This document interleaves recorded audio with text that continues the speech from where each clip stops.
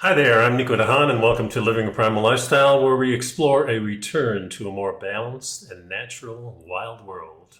To recover our natural health and regain our rights and freedoms. And I'm Ellen DeHaan. It's a beautiful day in Durango, Colorado. It's the high of 73, or it's 73 right now, high of 79, 80. If it just comes up here, there it is, 82, high of 82, Nice. low of 53. It's beautiful nights here in Colorado, that's for sure. Please subscribe to our YouTube channel, Living a Primal Lifestyle. Hit the notification bell and the like button to help our channel grow. We also post the show on Facebook and LinkedIn for your convenience. We look at news story about anti-aging, natural health, climate, and our freedoms from the mainstream news and do our own analysis. All the topics for today's shows are in the show notes listed below in the description so you can follow along and do your own research. Do you supplement your diet with natural vitamins and minerals? Then we highly recommend Mother Earth Labs. Hit the link below the show notes and maximize your nutrition with two of their products, Humic and Fulvic, and essential multivitamins. These two formulas give you all the essential vitamins, minerals, and amino acids for a healthy immune system with the ability to access them in your body and to detox at the same time. And they also make a great selection of other products that may be of interest to you. Morning, dear. Good morning, and good morning out there, everybody. And this time we've resolved hopefully no more power failures. And, yeah, that's and right. we have resolved all the technical issues that we had last week. Well, one thing is we got a show that from February taken down because of community standards. So we don't know if we can actually publish this today or whether I can publish it on my other channel or whether it's going to wait a couple more days. Might have to be, it's been 5 days since we got the warning. And it always surprises us because we're not making any of this stuff up. No, this was an article from the UK talking about the... Let's not talk about it well, because it just, already got us thrown off once, so it's not... I'm just mentioning the article. Okay, go ahead. Okay, so in the article was about the cardiac problems with people who have... the side effects. The side effects from the vaccines and stuff. So that's what it's about anyway. You got to always, what we say is make up your own mind. All we're doing is delivering the news, so I don't really understand it, but it's something we have to do. We'll just keep on doing what we're doing and hope for the best. Yeah, so you'll see this today, Wednesday, which is the, what's the date 8th. today? The 8th today. 7th. Yeah, so you might see this on the 9th. We're not really sure, but we're going to try our best. Anyway, the first article we're coming up to is, could industrial pre-human civilization have existed on Earth before ours? This has always been interesting to me. Now, one of the creepier conclusions drawn by scientists studying the Anthropocene, and that's the proposed epoch of Earth's geological history in which mankind's activities have dominated the globe. So, recent history, I would say, is and it's closely how today's industrial induced climate change resembles, boy, I'm stumbling today, conditions seen in the past of rapid temperature rise. So, just quickly, that there's a study from ancient times, the geologic history, and they found it very interesting, the scientists, that today's industrially induced climate change resembles the conditions that they found when they were looking back historically. Yeah, but they're looking back a long way. Most of the time they're looking back millions of years. And, we've been following a lot of different sites on YouTube because one of my passions has always been history and geologic history and, where the heck did we come from? We don't know. We have all these stories. We have stories from the Bible. We have our generational stories that we Cultural stories, historical stories. And basically pictographs. what I've learned is that our history started about 7,000 years ago, maybe 5,000 BC. The first trace was the Egyptians and then the Greeks and the Romans. That was when we were growing up. Yeah, when we were growing up, we learned all these things. Since then, we've learned about lots of other things which may be true, may not be true. Well, there's certainly been a lot of excavations, a lot of new discoveries, a lot of ruins that have been found buried. Yeah, and a lot of the ruins that we see, we really don't have an explanation for. In other words, we can't build some of these big slabs that are hundreds or thousands of tons with these They big call them cutting the marks. megalithic.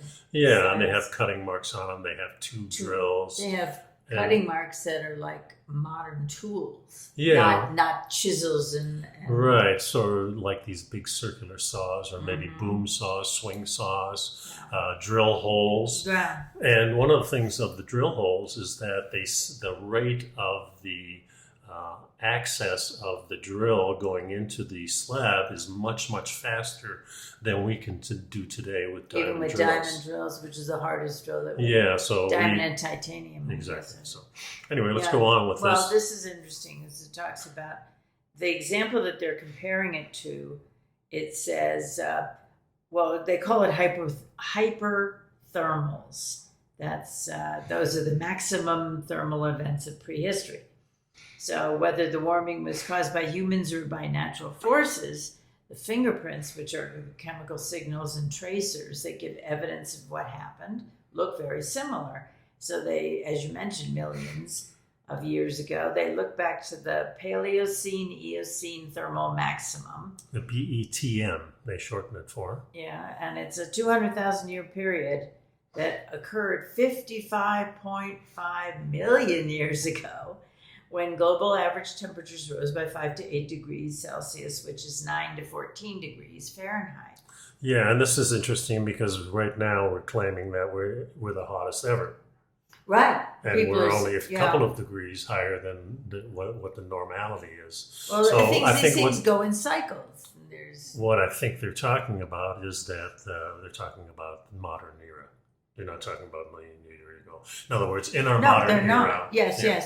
Yeah. Yes. Well, they have to be because they don't really have information. They're doing the best they can. But so the investigator who was what's his name here? Well, they were investigating whether the rise of an alien industrial civilization on our exoplanet might necessarily trigger climate changes similar to those we have seen on Earth during this period of time. Now, here's the deal. We got somebody, an astrophysicist named Adam Frank, went to visit. He's from the University of Rochester, and he went to visit Gavin Schmidt, who is a climate modeler and director of the NASA Goddard Institute for Space Studies. Mm-hmm.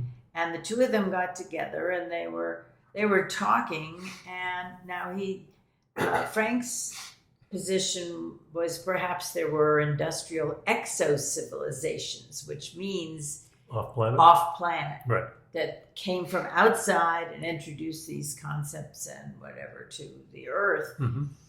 So Schmidt said, well, how do you know we're the only time there's been a civilization on our planet? Yeah, can we even tell if there has been one?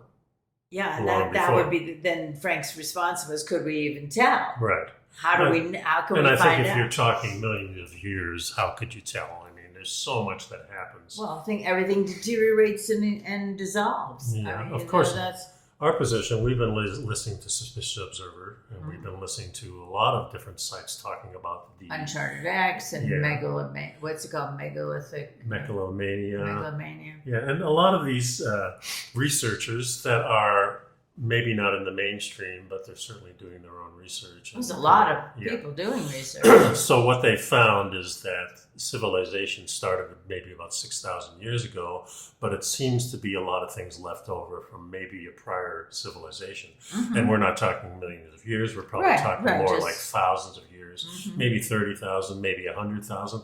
We don't really know, but how do you explain all these big monuments and things that we can't build today, and with no markings on the Egyptians except maybe some scratching, like added later, like graffiti. Yeah, I walk along and Nico was here. Right. Yeah, well, the other thing is that an awful lot of these ruins that are being excavated at this time are so advanced, and they're not millions of years old.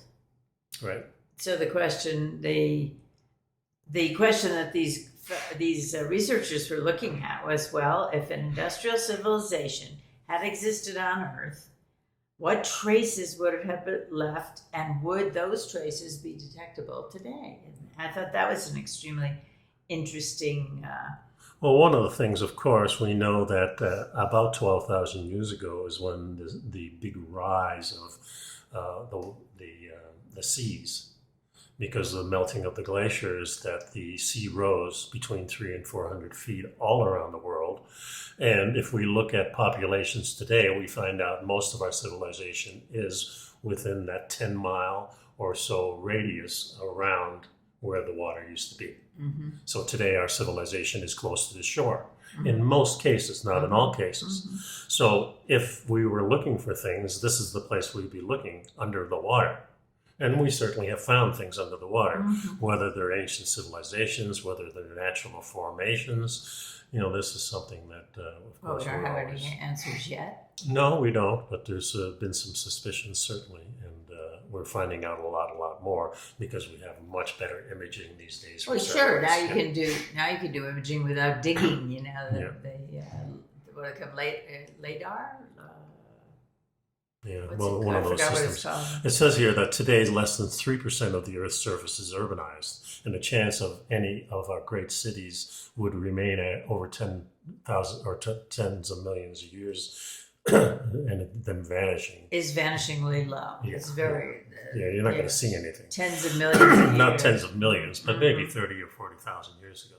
And this is really what they're not addressing in this. Well, what they do say, however, that a lot of to figure out what's going to be left. There was a geologist at the University of Leicester in England, Jan Zalaskowicz, and I apologize for butchering that name. It's all right, I do it all the time. And it says it mostly depends on whether the surrounding surface is subsiding so that it gets locked in the rock, or rising so that it gets eroded away by rain and wind. Mm-hmm. So the modern examples he gives is New Orleans is sinking, San Francisco is rising. So the French Quarter, in his opinion, has a much better chance of entering the geologic record than Haight-Ashbury. Yeah. So, and estimating the odds of finding artifacts, he says, well, dinosaur fossils, the calculation for dinosaur fossils says one fossil emerges every 10,000 years, and dinosaur footprints are rarer still. Yeah, we find them, right? Oh, yeah. Well, we find them because they do emerge over time, and then eventually we come upon them, and there are a lot of them because it's been so much time. Yeah. And it says after a couple million years, the chances are that any physical reminder of your civilization has vanished. So now you have to search for things like sedimentary anomalies or isotopic ratios that seem off. Yeah. So it's just really what a complicated and interesting approach to. Yeah, and they say another tracer would be distinctive patterns of sediment disposition. Of course, these things can all be disputing. Remember when Graham Hancock found those structures off of Japan? Mm-hmm. And they looked like cut stone, although a lot of the stone that was naturally worn in that area kind of looked like that. So, a lot of times we don't know these things, and we have things that we need to keep discovering. Some of these things underwater look like something that would be made by a human, but it may be natural. Remember the Bimini Road? We saw a video on that years ago. I've seen it. Mm-hmm. Yeah, and you've seen it. The conventional wisdom is nature doesn't make straight lines. But we've seen straight lines. When we look in the mountains, we do see some of those things. Yeah, so, well, I'm sure if you got up and measured them, they would appear straight, but not. Perhaps. They wouldn't literally be a completely straight line. But the other thing that I found interesting in this article, well, they talk a lot of things about fossil fuels, and that if there were a civilization that had been here before, they would need a lot of energy. So yeah, but this occurred to me too, because we're talking about a carbon footprint now, because we're using this energy.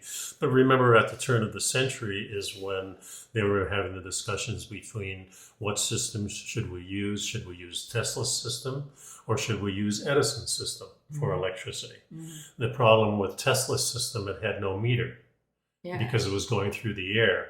So at that time, couldn't profit from it. You couldn't profit from it, so naturally they did away with that. Couldn't regulate it. You couldn't regulate it. So we need to monetize these things, even though they may be natural producing. So whether an ancient culture used electricity the way we use it today, where we're metering it and going through lines, but if you're flowing through natural things, like we think maybe the pyramids were part of that thing, or these other structures. An energy generating system. You know, we really have no clue because our history is so short. I mean, if we look at the Bible, it only goes back maybe 5,000 or 6,000 years, right? So these are some of the historic documents that we've had, and people have used these to what I say is control populations. This is what, and the history also is written by people who won. Oh, of course, the winner is always right. Yeah, and the winner may not be right. So there you go. It says it here is what it is. The key strategy in distinguishing the presence of industry from nature, Schmidt notes, is developing a multi-factor signature. Absent artifacts or convincingly clear markers, the uniqueness of an event may well be seen in many relatively independent fingerprints, as opposed to a coherent set of changes that have been associated with a single geophysical cause. So whether it's nature or man-made, after a certain amount of time, it's hard to tell. This article reminded me also of some information we had been listening to, some podcasts and so on. And so many times you've heard people speculating that advanced civilizations came from off planet, landed on Earth, and bred with what and introduced all these advancements in technology and moved the stones around and so on and so on. Anunnaki type of information. Well, so now we were listening to a podcast. Yeah, thank you. And they were talking about the fact that the theory was we on this planet have evolved a number of times over the millennia and over the millions of years and reached certain levels. And then there's been the catastrophic cycles of one sort or another, the 3,000, the 6,000, the 12,000 year cycles. 12,000 year cycles. That then put us back.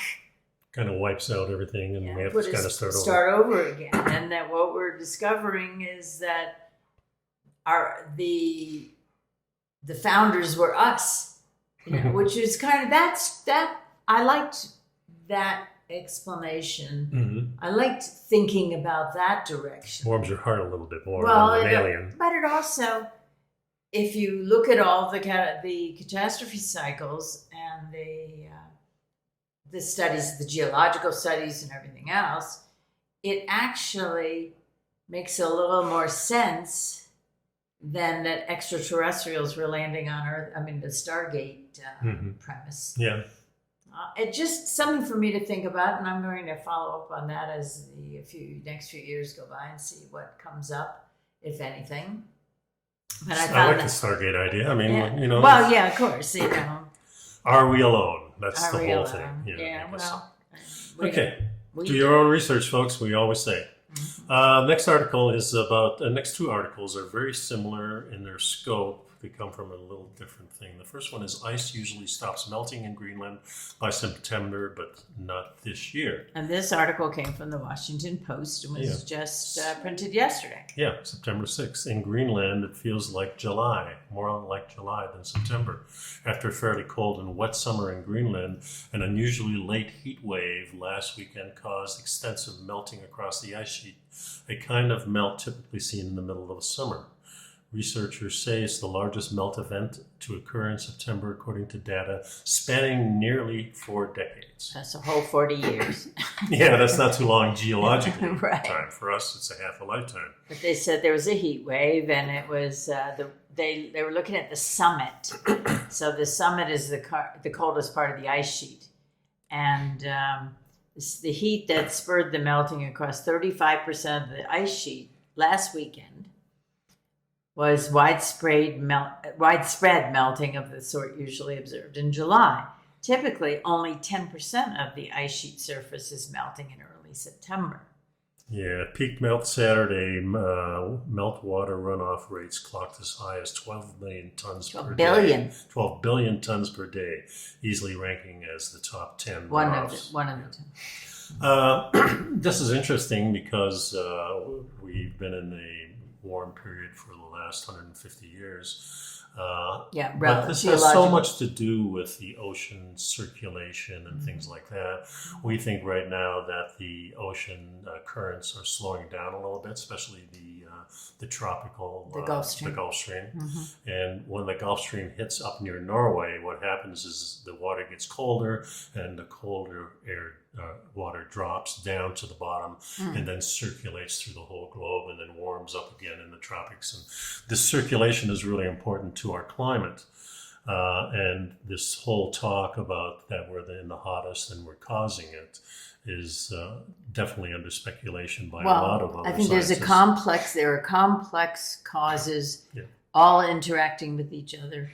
And some of it is the cycle that has been normal for the planet for millions of years. But if you look at periods in history, you go back just 10,000 years. When the Younger Dryas, we had a couple of thousand years of extreme cold. You go back another 6,000 years. You have lots of different ice ages in different stages. Not the major ice ages that we're talking about 100,000 years ago, where we're covering half the planet. But just the 12,000 year cycle, if we go back to that 11,500 BC, where the climate was just starting to warm, that whole 2,000 year period previous to that was very, very cold. And we had a mile-high glacier in New York City. And this was not one of the snowball events. This was one of these normal events that happens about every 12,000 years. And we think it's that 12,000 year clock cycle that some of these scientists are talking about, especially Suspicious Observer and the Diebold research thing from Jacksonville, Florida. So a bunch of people are talking about this, and we certainly know that it's been getting warmer. I mean, we lived in Florida for 25 years, and slowly but surely over those 25 years, the summers have gotten hotter, the winters have gotten warmer. And then for the last 5 or 6 years that we were there, it was literally, there was not one day of cool weather, really. It was pretty hot. Yeah. The whole year round. This year was one of the first years that it's been cool again in Florida. Well, but it was very, very short-lived. Very short-lived. A few days. It was. But these are cycles, and we think that's about to change probably in this decade. We're not sure. Let's get back to the article here for a minute. The meltwater runoff is important to track because it can reach the ocean and contribute to sea level rise. A portion of the runoff can also be retained into the snowpack and refreeze during the winter. But the researchers say this unusually late melting could favor the formation of ice slabs at the top of the snowpack. And the ice slabs would prevent the meltwater from percolating through the snowpack, so that instead it could run off and enter the ocean and there contribute to sea level rise. Now, let me ask you a question. We've lived in Florida for 50 years, 25 years on the East Coast and 25 years on the West Coast. I think on the West Coast it's easier to see whether there's a rise or not. But in that 25 years past this 1 year that we've been here, have you seen the difference in, we've gone to the beach, we go to the docks. Have you actually seen the sea level rise at all? No, it looks the same in those 25 years. Well, yeah, I mean, we're not measuring it or anything, but we haven't noticed any appreciable creep of the water line. No, pretty much it's different. I mean, there's an awful lot of water on this planet. Yeah, and, that's for sure. And glacier melt, and it even says something about that it increases the amount of water that, even though it sounds like a huge volume, was added to 1 centimeter of water to the oceans. But it does say that Greenland is estimated to have lost about 20 billion tons of ice during the weekend event. And that's about 7% of total ice that's shed in a typical year.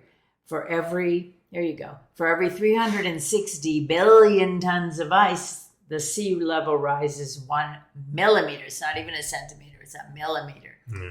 Yeah. So it's a little difficult to measure, but it does say that Greenland is already the largest contributor to rising sea levels, outpacing the Antarctic ice sheet and mountain glaciers. Melt rates have increased over the ice sheet in the past 2 decades as the Arctic warms faster than the rest of the world.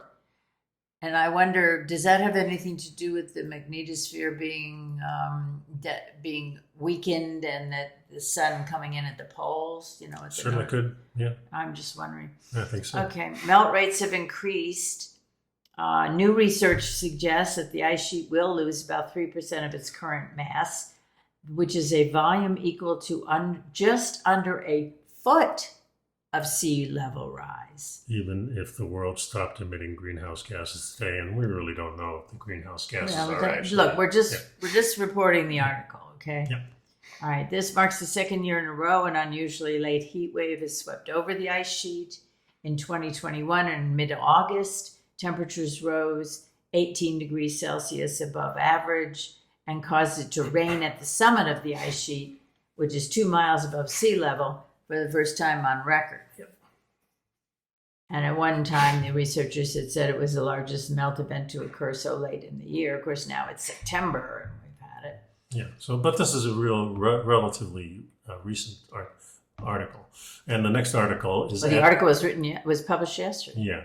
As the climate crisis intensifies, lakes across the Arctic are vanishing.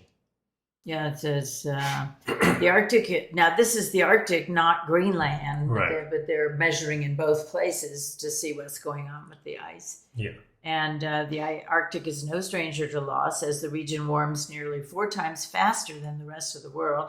Glaciers collapse, wildlife suffers, and habitats continue to disappear at a record pace. Yeah, and now if they're talking about the Arctic, they are talking about Greenland because the other is the Antarctic. Well, they do, in the other article, they distinguished between Greenland and the Arctic. Yeah. They separate the two in terms of the research. Yeah.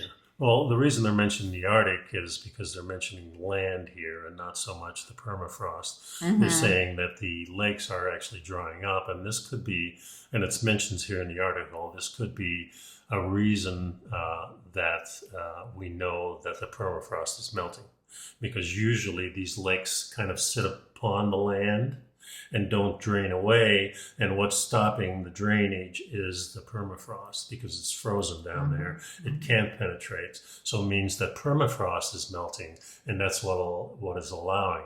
And I'm sure there's also some evaporation going on there, but a lot of people are thinking that maybe this is a sign, because if you're melting the ice, the permafrost, the ice itself on top, you're going to have lakes. And if the lakes are disappearing, maybe we're not having any melting.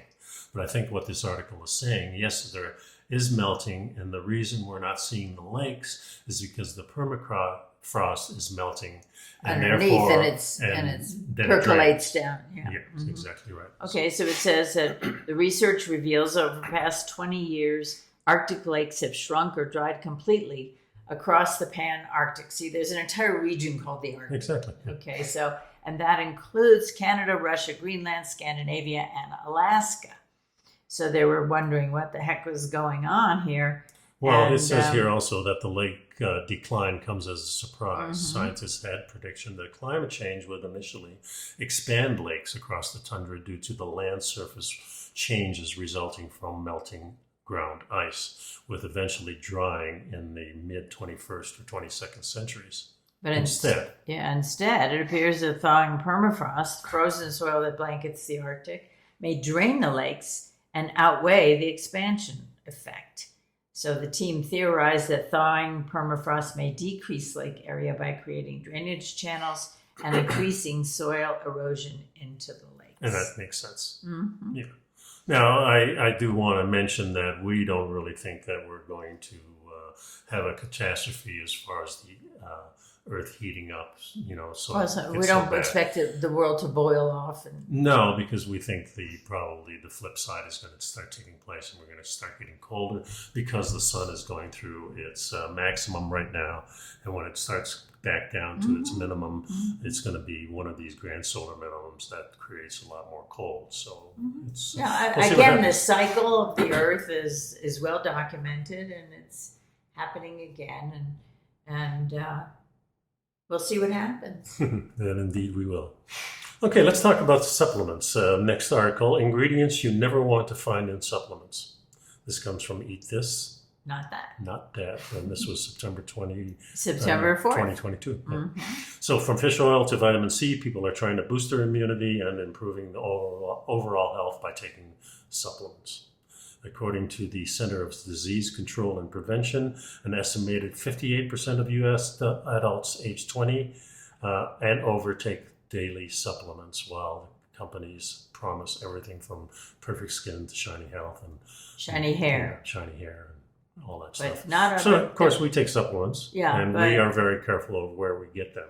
Yeah, It's, sourcing the sourcing supplements, is the a huge purity thing. of the supplements, and also the research that went into it, and then you research extensively to determine what And then we is kind the of benefit. And we kind of keep a diary of what we feel like. We certainly monitor our health, and if we're going to be taking something, we want some changes taking place.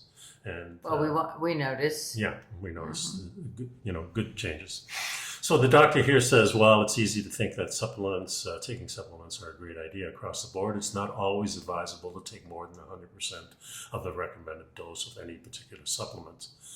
Well, So one of the things is that just like medications, supplements can interact with each other. Yeah. Supplements and medications and vitamins can all interact with each other, and sometimes they cancel each other out, They and certainly sometimes can. they have a toxic result. Yeah, and some of the things like warnings about taking too much vitamin E because it thins your blood, warnings about anything that's over 100% of the daily recommended.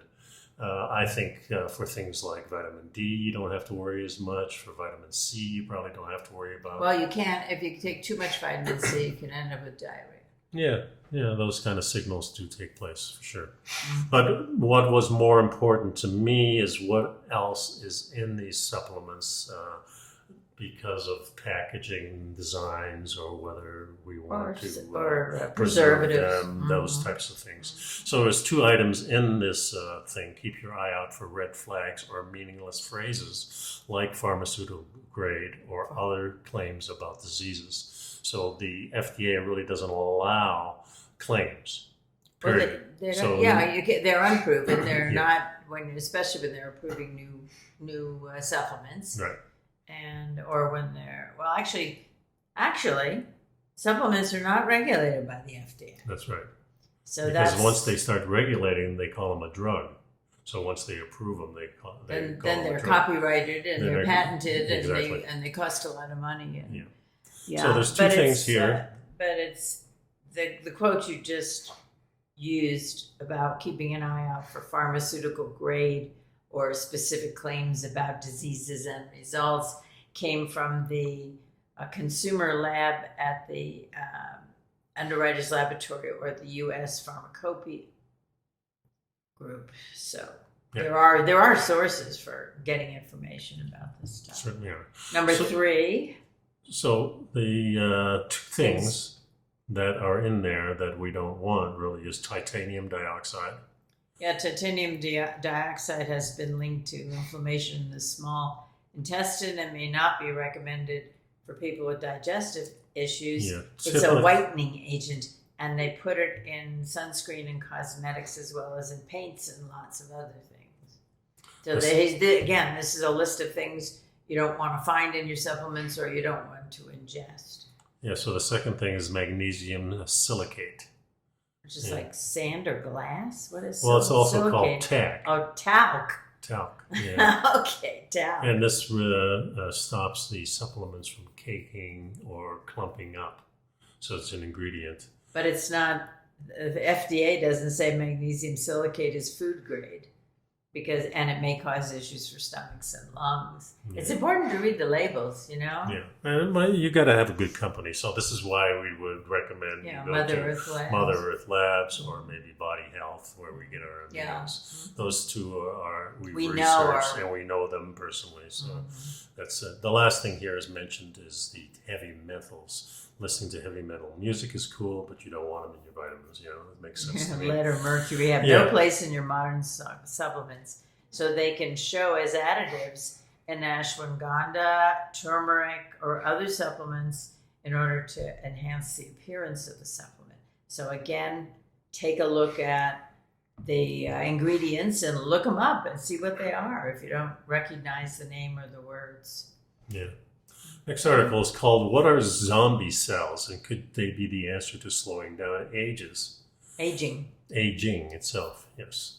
So this is a study that was published in Nature Structural and Molecular Biology, and it was printed in Prevention. And it specifically links zombie cells to age-related diseases like cancer, dementia, and heart disease, and breaks down how these cells develop. Yeah, so what is a zombie cell? A zombie cell is kind of a flashy name for the senescent cells, meaning as you grow older, cells begin to die and they aren't excreted from your body. Well, remember, I don't know if you learned it here, but in Canada, when I was in grade school, we learned that your body, like your skin, replaces itself every 7 years. So every cell in your body gets replaced. So what happens to the old ones is really the question here, isn't it? Well, they get, skin gets sloughed off and other things get excreted through the urine or through the feces, and the body gets rid of it, processes it, and you've got the urinary tract, you've got the liver, the kidneys, where we defecate, and we've got the skin, which we sweat through. We have the mouth and the nose, where things can be expelled. So we have a lot of ways for the body to get rid of these things, but why now is the body trapping something called a zombie cell? Well, the point is that the older you get, the less processing goes on in your system. If your system is starting to, if you're not looking at it, if you're not regenerating, if you're not doing all other kinds of things we talk about to ensure that you're slow down the aging process. And then there was a study, this particular study found that oxidative damage, and that's the damage that comes when you have an imbalance between the free radicals and the antioxidants in your body.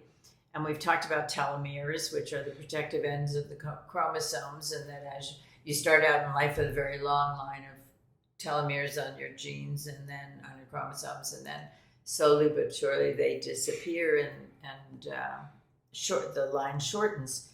And it says here that if there's oxidative damage to those telomeres, then that can spark the formation of these senescent cells. Yeah, so these zombie cells or senescent cells are cells that stop dividing according to the Natural Institutes of Health. When you're younger, your immune system spots these cells and eliminates them from your body. But as you get older, your immune system doesn't have a large capacity. As large. So some of these things that we talk about, first of all, when they mention what not to do in this thing, we're going to find out that they probably say, okay, if you're not exercising, so if you're just kind of lazy and you're not exercising, what exercising does, of course, is activate the whole system of replenishment. Let's go step by step here, because there's a lot of interesting information in this particular article. It says that zombie cells are the ones that just stay around. They don't die, and they're basically, according to researchers at the Institute of Biology of Aging and Metabolism and the medical discovery team on the biology of aging at the University of Minnesota, says that these cells then, as you grow older and you're not excreting them, they stay in your body forever. And they release certain molecules that can spark inflammation and even harm other cells. So they have been linked to the growth of cancer cells per the National Institute of Health. But senescence is also an anti-cancer mechanism, which is kind of interesting, because on the one hand, it can increase the growth of cancer cells, but it can also be anti-cancer because it stops cells that may have become abnormal from continuing to replicate. Yeah. And of course, everybody has these cells in them. And I think what I was getting to before is if you don't do certain things that your body would normally do when you're young. In other words, when you're young, you're running around, you're playing in the dirt, things are good, you're laughing, you're crying, you're exerting energy, and you got your parents to take care of you. As you get older, you need to start taking care of yourself, but maybe you're lazy, so you don't exercise. No, it's not a matter of lazy. Maybe we don't do some of the traditional things like, no, of course. You may be unaware.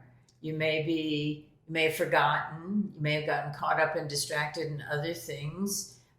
Life happens. You have lots of responsibilities. You have family. You have work. You have a dwelling to take care of.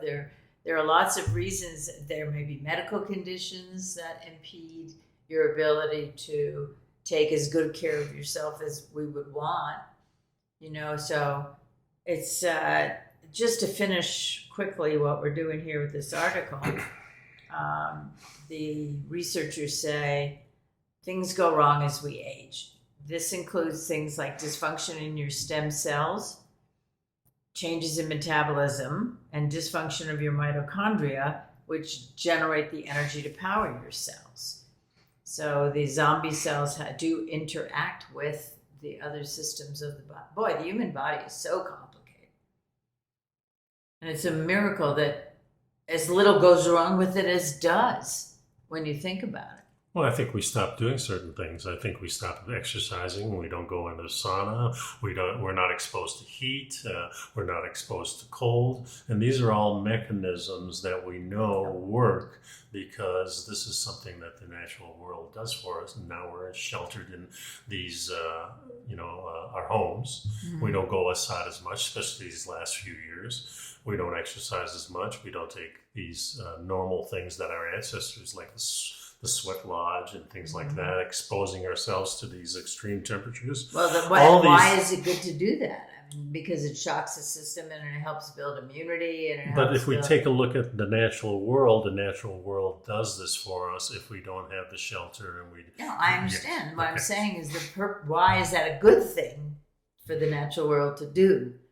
And the answer is because it keeps us healthy. Yeah. It keeps your body still. And our modern society has taken away and said, we have a better answer for this. Let's be comfortable in these things. So this doctor points out that zombie cells are interconnected with other things that go wrong as we age. Yeah, that's the one we were just talking about. Yeah. So they did some studies with mice. And they actually treated the mice to remove the zombie cells. And it extended their average lifespans by between 17 and 42%. Right. And it depended on the sex, diet, and genetic background of the mice. The mice that were treated also usually looked healthier than those that weren't treated and were more likely to have spontaneous activity and explore things which are signs of youth. Yeah. Okay, so he says the researchers are saying studying these cells can absolutely help lead to advances in healthy aging. If we can find a way to kill off these cells, they won't accumulate in the body, and that will protect us from diseases like dementia, certain cancers, and cardiovascular disease. Yeah. So speaking of dementia, the next article is the number one root of Alzheimer's. And this is according to physicians, according to CDC, that almost 6 million Americans are living with Alzheimer's, which is the most common form of dementia. And a disease is not an inevitable consequence of aging. So as you get older, this is not the thing that always gets you. It's not guaranteed. It's not inevitable. You don't have to develop.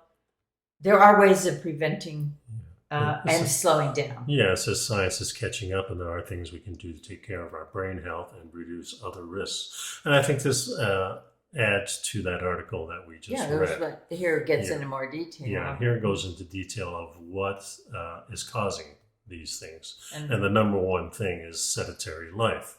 yeah, just lying around on the couch watching TV, sitting Yeah. in the chair, Yeah. not moving. But it says regular exercise can decrease the risk of developing dementia, doctors say. Yeah, studies show that people who are physically active are less likely to experience a decline in their mental function and have a lower risk of developing dementia or developing Alzheimer's disease. Physical activity is one of the known modifiable risk factors for dementia, and regular exercise helps combat other Alzheimer's disease risk factors such as depression and obesity. Yeah. So number 2 is obesity.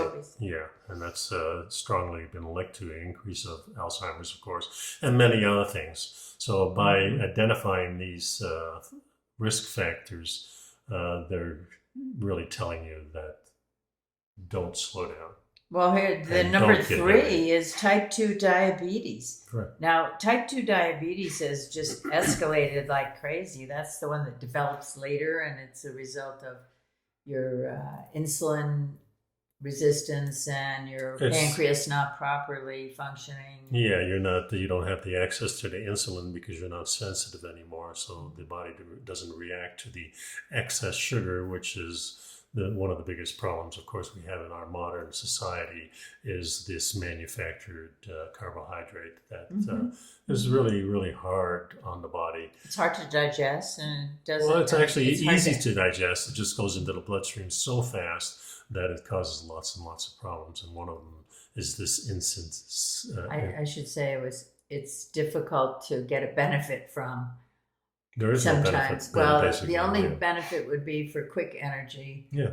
But then what happens is the amount of carbs going in don't get burned off in quick energy. Yeah, the ability for your body to store carbs is very small. It's only around the muscles and in the liver, whereas the fat storage is all around your body. So, right. And both can be dangerous. And this really was kind of startling. One of the more intriguing hypotheses is that diabetes directly causes Alzheimer's disease. And this is a quote from Dr. Andrew E. Budson. Indeed, Alzheimer's disease has even been called type 3 diabetes because it shares molecular and cellular features between diabetes and Alzheimer's. Yeah. And it causes, it says insulin plays a critical role in the formation of amyloid plaques. Insulin is also involved in the phosphorylation of tau. I don't know, that sounds vaguely Zen, which leads to neurofibrillary tangles. In other words, insulin resistance in the body can lead to type 2 diabetes, and insulin resistance in the brain can lead to plaques and tangles of Alzheimer's disease. Yeah, so your arteries get clogged and your nerves get coated with this coating so they don't work anymore. And they stick to each other and all kinds of things happen in there. Yeah, and the number 4 here is not being proactive, kind of the same thing because it's pay attention, right? Yeah, well, if you're being proactive, you're saying you're scheduling your exercise in because maybe you're not building your house and you're not maintaining it yourself. And so all these normal activities that you would do to maintain your shelter is exercise itself, isn't it? So now we have to block it out and say, okay, I've got to exercise. Instead of the daily living providing all the exercise you need. Or doing some sport. Well, but the point is, we do live in 2022, okay? There's nothing we can do about that except leave. We can't go back? No, you can't go back. You can go out, but you can't go back. That's for sure. So, and going out is not something we want to do. No, not an option. When we're ready, not an option. So the point is, and the other point is that it's really not too late. There have been a lot of studies showing that people in their 70s and 80s who started exercising, gained muscle mass, did become more healthy and stronger, and so on and so on. And there's even been studies showing that it can reverse. The last thing they show on here is... But the point is to pay attention and to start now. Just start now, being more mindful about your well-being, your health, what you eat, how much you move, how much you sleep, all of the things that we've talked about in the other shows. Okay, root cause. The root cause, basically, they're saying a lot has to do with a specific gene called APOE4, which is something that you inherit. So part of the problem may be that you have an inheritance. You're inheriting a specific gene of some kind that may, give you the chances that you'll get Alzheimer's better or sooner than somebody else. Take a look at your family history, relatives and stuff. But I think the point about this particular paragraph is that if you are discovered to have this gene, you can take steps to try and slow down the process and or ameliorate the situation and exercise more and eat better and all these other things. So I don't know if if they have any relationship to the actual tests or whatever, but they say it is the first risk gene identified that has the strongest impact on Alzheimer's risk. So I think that's just the point of of that particular paragraph is we're starting to discover some sources and some what causes Alzheimer's. What I was going to say is that you can overcome these things by the other three. Yeah. Okay, so let's go to the article here. Let them eat bugs. The UK urges hunger-stricken African nations to farm insects. This is kind of a funny headline, of course. You want the headline to stick out. And this came from The Guardian, which is the newspaper in the UK, United Kingdom. Go ahead. I forgot what I was going to say. Read the first. Go back and it'll come back to you. Okay. The edible insects have long been touted as a resource-efficient source of protein requiring less land and water than conventional livestock. However, taste and cultural resistance have proved to be stumbling blocks in extending the practice in many parts of the world. Yeah, the headline kind of says, the UK is urging the American or the African nations. This seems like kind of a slight to the Africans. I mean, they've been eating bugs for It's like telling them, go eat bugs. But it's a stupid headline. As headlines in general are intended to be provocative rather the point I was trying to make. Anyway, in a move to realize that insect eating is a project by the UK, it's to the DRC, which is probably the Democratic Republic of the Congo. Is putting African caterpillars and locusts and black flies on the menu. Of course, I think the indigenous people have been eating these things all through history. It is part of their... What it does mention in here is that the specific ones that they're depending on gathering has been done, but they haven't done it on a basis of the farming, which is the UK is talking about. They just did it naturally. They're hunter and gatherers, and they just went out and gathered them. They didn't raise them and then eat them. And breed them. And breed them. It's like that. They're in the neighborhood. This is something they've used. They know it's a great protein source. Probably tastes pretty good too. Because you cook it, you bake it, you roast it, you put it in the fire. It's just, to us, it seems odd because we don't eat a lot of insects here. We do eat crustaceans. Not on purpose. Well, we do eat crustaceans like shrimp and things like that, which are basically water-bound insects as far as I'm concerned. I mean, they have very similar body types than the shrimp and crustaceans that you would just see in your yard. You can eat those too. Just the thinking about eating these types of things, you wouldn't eat them if they came from like New York City. It's all cultural. It's all culture. You would do it in a natural habitat, right? Well, the interesting thing was that this article was, there was what you mentioned was a 50,000 pound meaning UK currency. Right. There was an aid project that was, the money was granted in the Congo.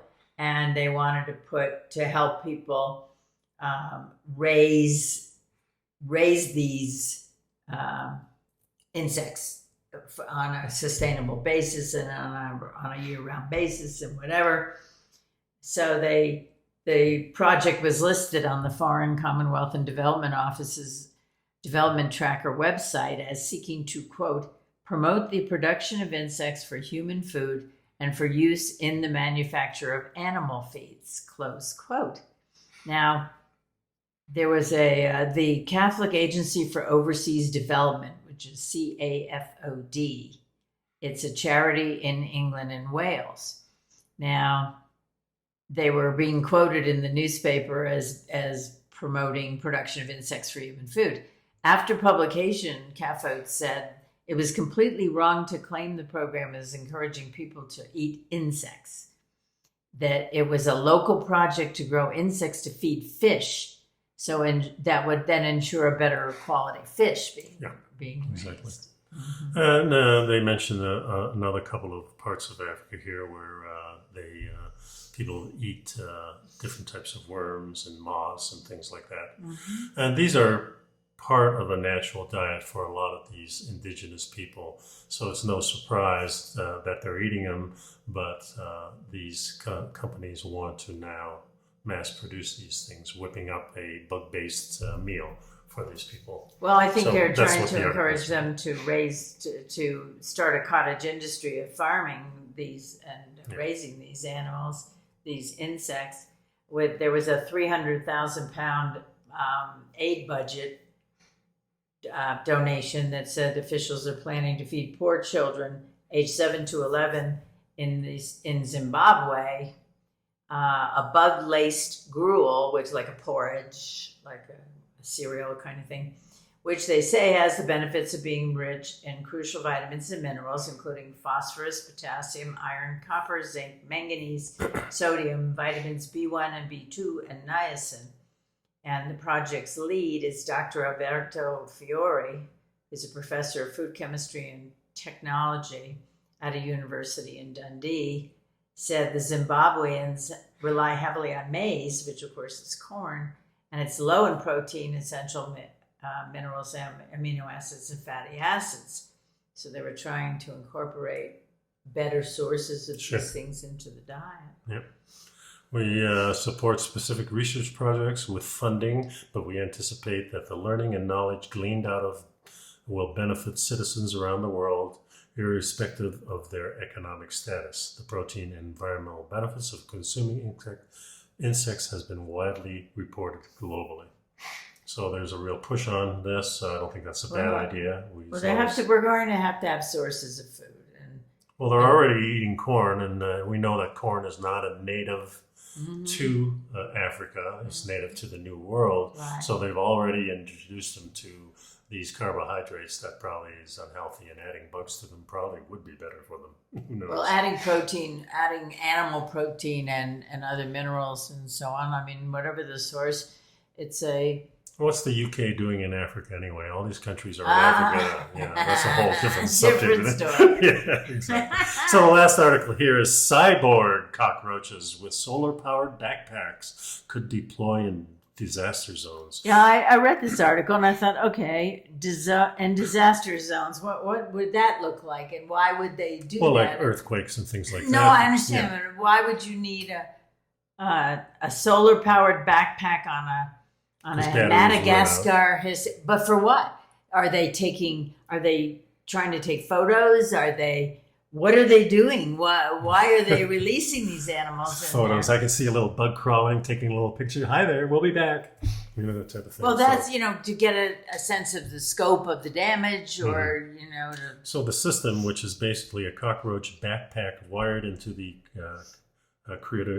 creature's nervous system, has a power output about 50 times higher than previous devices, and is built on an ultra thin and flexible solar cell that doesn't hinder the cockroach movements. Now here's another sentence that's kind of alarming.